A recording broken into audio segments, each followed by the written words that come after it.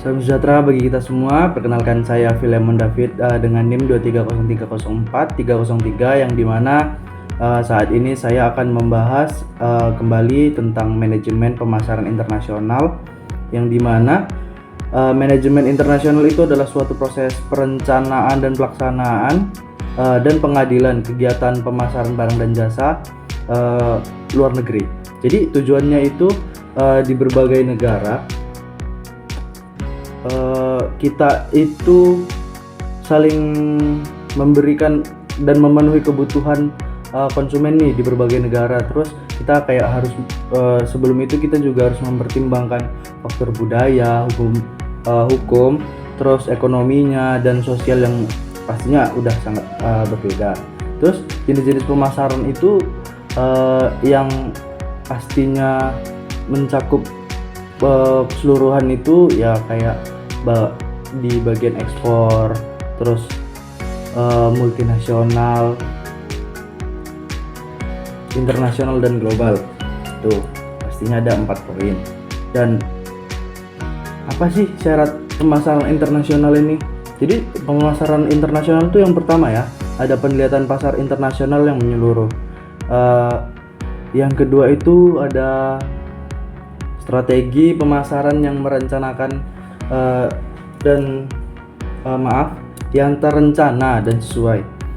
Yang ketiga itu ada kemampuan adaptasi terhadap budaya lokasi. Jadi dalam berbisnis itu kita harus juga mempertimbangkan gimana cara kita itu beradaptasi nih ke lingkungan kita gitu kan, kayak harus ramah. Ya tergantung daerahnya sih, tergantung lokasi kita di mana dan kita mengikuti budaya lokal tersebut gitu. Yang keempat itu ada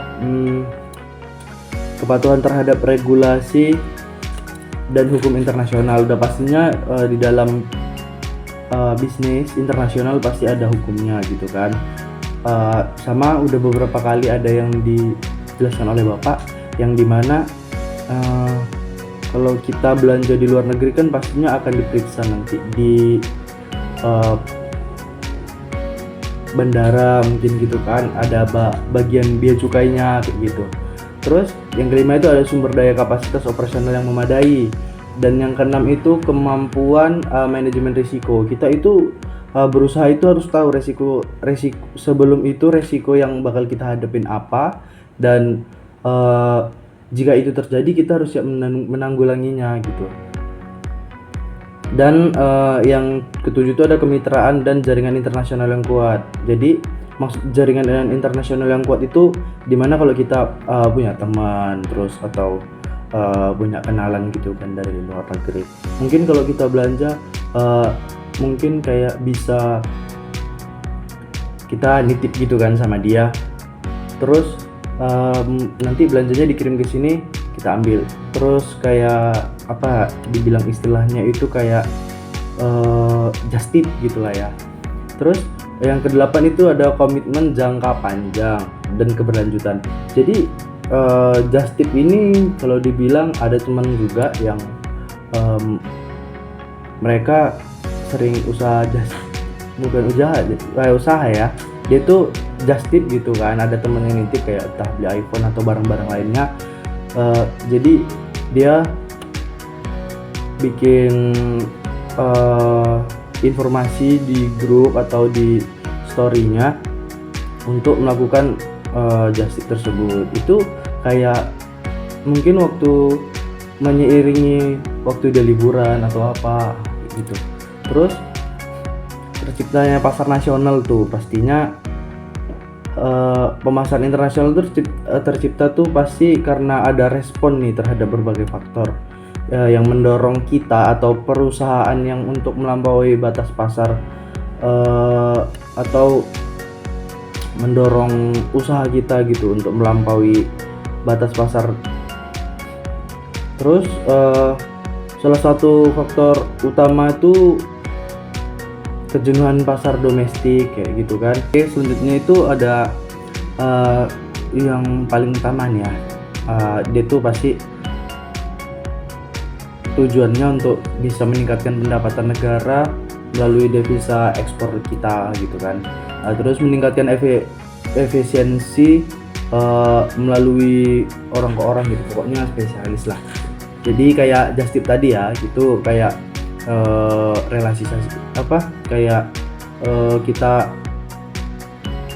dari orang ke orang gitu, karena yang di dalam produk yang kita cari itu belum tentu ada tuh di negara kita. Jadi yang pasti bisa menyediakan barang atau jasa yang tersedia dalam negeri kita atau dalam daerah kita gitu. Jadi itulah tujuan pasar internasional gitu. Jadi itulah kenapa bisa dibilang pemasaran internasional, karena terjadinya ekspor impor barang dan jasa antar negara. Berarti itu antar negara itu bukan dari hanya cuma satu negara ya, itu ada di berbagai negara, banyak negara. Jadi peluang pasar kita itu ya memang dari luar negeri gitu, untuk menjangkau lebih banyak konsumen. Terus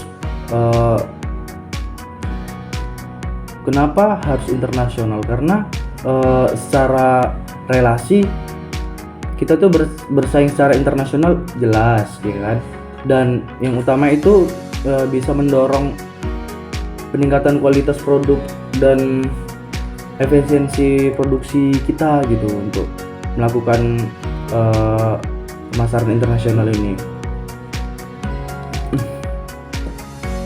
Jadi ya perbedaan keunggulannya ya seperti negara lain tuh kayak memproduksi barang tertentu tuh harus sesuai gitu dengan keunggulannya masing-masing.